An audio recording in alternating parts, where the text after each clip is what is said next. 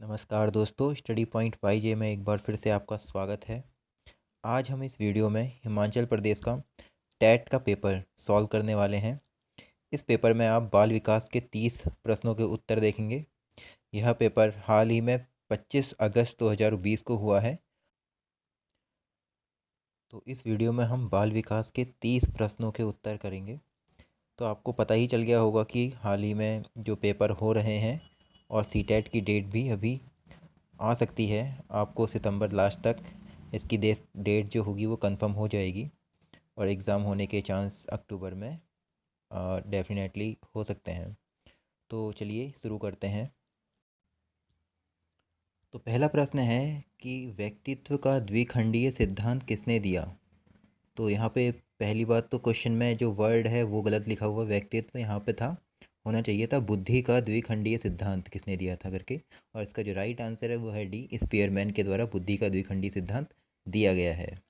तो चलिए अगला प्रश्न देखते हैं, प्रश्न नंबर 2। प्रश्न नंबर 2 है, डिस्ग्राफिया एक ऐसी अधिगम अशक्तता है जो व्यक्ति की योग्यता को प्रभावित करती है। तो आपको यहाँ पे 4 ऑप्शन दिए गए हैं, इसमें कौन सी योग्यता प्रभावित होती है। तो चारों ऑप्शन में से राइट आंसर जो है वो है लेखन क्षमता। ठीक है, तो डिस्ग्राफिया लेखन क्षमता से संबंधित है। अगला प्रश्न है प्रश्न नंबर 3। जो पूछा गया था वो है, बुद्धिलब्धि शब्द का प्रथम अ, प्रयोग किसके द्वारा किया गया। तो बुद्धिलब्धि शब्द की बात हो रही है कि सबसे पहले प्रयोग किसने किया था। तो इसका जो राइट आंसर है वो है ए, टर्मन द्वारा। चलिए अगला प्रश्न देखते हैं, प्रश्न नंबर 4।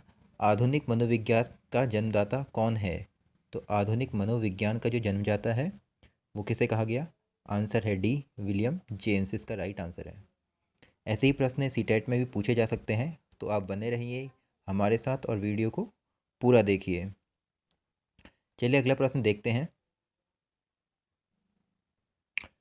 प्रश्न नंबर 5 है, निम्न में कौन सा प्रयोगात्मक विधि का सर्वाधिक आवश्यक अवयव है। तो सबसे पहले कौन सा प्रयोगात्मक विधि का सर्वाधिक आवश्यक अवयव पूछा गया है। तो इन 4 ऑप्शन में से कौन सा राइट आंसर है। वो है नियंत्रित परिस्थितियाँ, सी इसका राइट आंसर है। तो प्रयोगात्मक विधि का जो सबसे ज़्यादा आवश्यक अवयव है वो है नियंत्रित परिस्थितियाँ। नेक्स्ट क्वेश्चन है क्वेश्चन नंबर 6। निम्नलिखित में से कौन सा आयु समूह परिवर्ती बाल्यावस्था श्रेणी के अंतर्गत आता है। तो इम्पोर्टेंट क्वेश्चन है, ऐसे ही क्वेश्चन पूछे जा रहे हैं, नए नए क्वेश्चन। ठीक है, तो रिपीट भी होते हैं बहुत सारे क्वेश्चन बहुत सारे एग्जामों में, तो प्रीवियस पेपर भी आप सॉल्व कर सकते हैं। आपको जो पेपर है हमारे डिस्क्रिप्शन लिंक में आपको मिल जाएगा। तो प्रश्न नंबर 6 है कि परिवर्ती बाल्यावस्था श्रेणी के अंतर्गत क्या आता है। तो एक एज है, वो है आपका इसमें से आंसर सी, 6 से 11 वर्ष इसका राइट आंसर है। वैसे ये 9 से 12 वर्ष होनी चाहिए थी यहाँ पे, तो ऑप्शन में नहीं है, तो 6 से 11 वर्ष इसका राइट आंसर है। चलिए अगला प्रश्न करते हैं, प्रश्न नंबर 7। प्रचलित योजनाओं में जानकारी जोड़ने को किस नाम से जाना जाता है। तो प्रश्न नंबर 7 के 4 ऑप्शन आपको मिलते हैं। जो प्रचलित योजनाएं बनाई जाती हैं उसमें जो नई जानकारियाँ जोड़ी जाती है उसे किस नाम से जाना जाता है। तो आंसर बी, आत्मसात्करण इसके नाम से जाना जाता है, 20 का राइट आंसर है। चलिए आगे बढ़ते हैं, प्रश्न नंबर 8 है, पावलोव के अनुबंधन सिद्धांत में अनुबंधित उद्दीपक क्या था। तो पावलोव ने जो अनुबंधन का सिद्धांत दिया था उसमें अनुबंधित उद्दीपक की जगह क्या यूज़ कर रहे थे हम। तो राइट आंसर है ए, घंटी को। चलिए आगे बढ़ते हैं, अगला प्रश्न। अगला प्रश्न है प्रश्न नंबर 9, गैस्टॉल्ट का अर्थ है। तो गैस्टॉल्ट का अर्थ आपको 4 ऑप्शन दिए गए हैं, समग्र रूप से, परिवर्तन के रूप से, मशीन के रूप से या व्यवहार के रूप से। तो जो गैस्टॉल्ट का अर्थ होता है वो होता है ए, समग्र रूप से। तो ए इसका राइट आंसर है। अगला प्रश्न है प्रश्न नंबर 10, भाषा चिंतन पर आधारित होती है, यह कथन किसका है। तो ये किसने कहा था कि भाषा चिंतन पर आधारित होती है। तो ये राइट आंसर है इसका ए वाला, वाइगोत्स्की का ये कथन है। वाइगोत्स्की, आपको एक क्लियर वीडियो नहीं दिख रही होगी क्योंकि पेपर थोड़ा सा मेरे पास रफ है इसलिए मैं बोल दे रहा हूँ। इसका आंसर आपको भाषा चिंतन पर आधारित होती है कथन है वाइगोत्स्की का। ठीक है, ए इसका राइट आंसर है। तो आप प्रश्न सुनिए और उसका जो राइट आंसर है मैं बोल रहा हूँ, तो उसे भी ध्यान में रखिए, या फिर आप नोट कर सकते हैं तो नोट कर लीजिएगा। अगला प्रश्न करते हैं, प्रश्न नंबर 11। स्वयं एवं दूसरों की अनुभूतियाँ एवं भावों को देखने, समझने व उनमें विभेदन करने की योग्यता को कहते हैं। तो एक बार फिर से रिपीट कर दे रहा हूँ कि स्वयं एवं दूसरों की अनुभूतियों एवं भावों को देखना, समझना व उनमें विभेदन करने की योग्यता को कहते हैं। तो चार ऑप्शन आपको दिए गए हैं। पहला है व्यवहारिक बुद्धि, दूसरा है सांवेगिक बुद्धि, तीसरी है आध्यात्मिक बुद्धि और चौथा दिया है इनमें से कोई नहीं। तो इसका जो राइट आंसर है वो है बी वाला, इसे कहते हैं सांवेगिक बुद्धि। चलिए प्रश्न नंबर 12। प्रश्न नंबर 12 दिया है 16 pf का प्रयोग डैश के मापन हेतु किया जाता है। तो इसका प्रयोग किसके मापन द्वारा किया जाता है? तो 16 जो pf है उसका जो प्रयोग है वो व्यक्तित्व के मापन के लिए किया जाता है। सी इसका राइट आंसर हो जाएगा। चलिए अगला प्रश्न करते हैं। प्रश्न नंबर 13 जो है हमारे सामने, चालक सिद्धांत संबंधित है। तो प्रश्न नंबर 13 कहता है चालक सिद्धांत किससे संबंधित है? आपको चार ऑप्शन मिलते हैं, अधिगम से, बुद्धि से, अभिप्रेरणा से या व्यक्तित्व से। तो जो इसका राइट आंसर है, चालक जो सिद्धांत है वो हमेशा किससे संबंधित होगा? तो ये हमेशा संबंधित होगा अभिप्रेरणा से। तो सी इसका राइट आंसर हो जाएगा। अगला क्वेश्चन है क्वेश्चन नंबर 14। प्रासंगिक अंतर्बोध परीक्षण जिसे कहते हैं टीएटी टेस्ट का निर्माण किसने किया था? तो प्रासंगिक अंतर्बोध परीक्षण का जो निर्माण किया था वो किया गया था मार्गन और मरे द्वारा। तो डी इसका राइट आंसर। देखिए पहले में मरे दिया है, दूसरा मार्गन दिया है, तीसरा एडवर्ड दिया है, जबकि यह ए बी संयुक्त होना चाहिए था और ये डी में राइट आंसर मरे और मार्गन द्वारा दिया गया है। तो डी इसका राइट आंसर हो जाएगा। आगे बढ़ते हैं प्रश्न नंबर 15 की तरफ। प्रश्न नंबर 15 है एकाधिक बुद्धिमान का सिद्धांत कहता है कि। तो एकाधिक बुद्धिमानी का जो सिद्धांत है वो क्या कहता है? आपको चार ऑप्शन दिए गए हैं। पहला दिया है बुद्धि तेजी से बढ़ाई जा सकती है, दूसरा है बुद्धि कई प्रकार की हो सकती है, तीसरा है प्रभावी अध्यापन के द्वारा बुद्धि बढ़ाई जा सकती है, चौथा है पेपर पेंसिल परीक्षण सहायक नहीं है। तो एकाधिक बुद्धिमानी का जो सिद्धांत कहता है वो कहता है कि बुद्धि कई प्रकार की हो सकती हैं। बी इसका राइट आंसर हो जाएगा। तो इसमें आपको जो भी आंसर मिल रहे हैं वो सब सही हैं और आपकी आने वाली परीक्षाओं के लिए बहुत आपको सहायता करेंगे। अगला प्रश्न है प्रश्न नंबर 16। निम्नलिखित में से कौन सा एक संवेग है? तो आपको बताना है कि इनमें से कौन सा एक संवेग दिया गया है। पहला है स्मृति, दूसरा है डर, तीसरा है ध्यान, चौथा है उत्तेजना। तो एक संवेग का जो उदाहरण है इसमें से जो दिया है ऑप्शन बी सही हो जाएगा, डर या जिसे कहते हैं भय। तो बी इसका राइट आंसर है। चलिए आगे बढ़ते हैं। अगला प्रश्न, प्रश्न नंबर 17। प्रश्न नंबर 17 है सामाजिक अधिगम का सिद्धांत किसने दिया? तो सामाजिक अधिगम का जो सिद्धांत दिया गया था वो अल्बर्ट बंडूरा के द्वारा दिया गया था।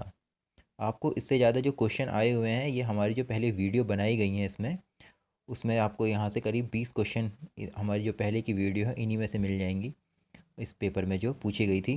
चलिए अगला प्रश्न करते हैं। प्रश्न नंबर 18। मास्लो के अनुसार सबसे पहले आवश्यकता आती है। तो मास्लो के अनुसार सबसे पहले जो आवश्यकता में जो आता है वह क्या है? आपको चार ऑप्शन दिए गए हैं। पहला है सुरक्षा, दूसरा सम्मान, तीसरा दैहिक, चौथा सामाजिक। तो इसका जो राइट आंसर है वो हो गया सी वाला, दैहिक या शारीरिक जो होता है इसका वो सबसे पहले आता है मास्लो के अनुसार। ठीक है, पहली आवश्यकता है दैहिक। तो सी इसका राइट आंसर है। अगला प्रश्न है प्रश्न नंबर 19। बहुत बार इसके क्वेश्चन भी कराए गए हैं। प्रश्न 19 का जो क्वेश्चन पूछा गया है इसमें देखिए बुद्धि लब्धि निकालने का सही फॉर्मूला क्या है पूछता है। तो इनमें से आपको बुद्धि लब्धि निकालने का सही फॉर्मूला याद होना चाहिए। क्या होता है बुद्धि लब्धि निकालने का फॉर्मूला? मानसिक आयु बट्टे वास्तविक आयु गुणा 100। तो मानसिक आयु वास्तविक आयु बट्टे 100, या फिर आप ऐसे कर सकते हैं। देखिए मानसिक आयु है ना, तो मानसिक आयु MA, ठीक है, और नीचे है CA और इंटू 100। तो इसका राइट आंसर हो गया बी वाला। चलिए आगे बढ़ते हैं प्रश्न नंबर 20 की तरफ। प्रश्न नंबर 20 कहता है प्रयत्न एवं भूल का सिद्धांत किसने प्रतिपादित किया था?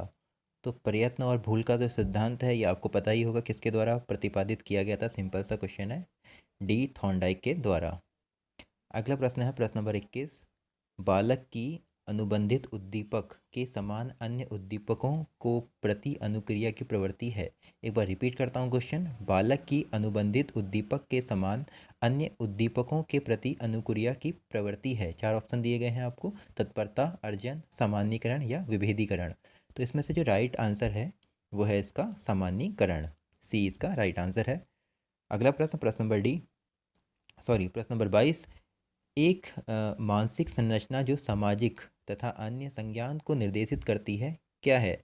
तो ए है इसका प्रभाव, बी पूर्वाग्रह, सी स्कीमा या डी उपरोक्त में से कोई नहीं।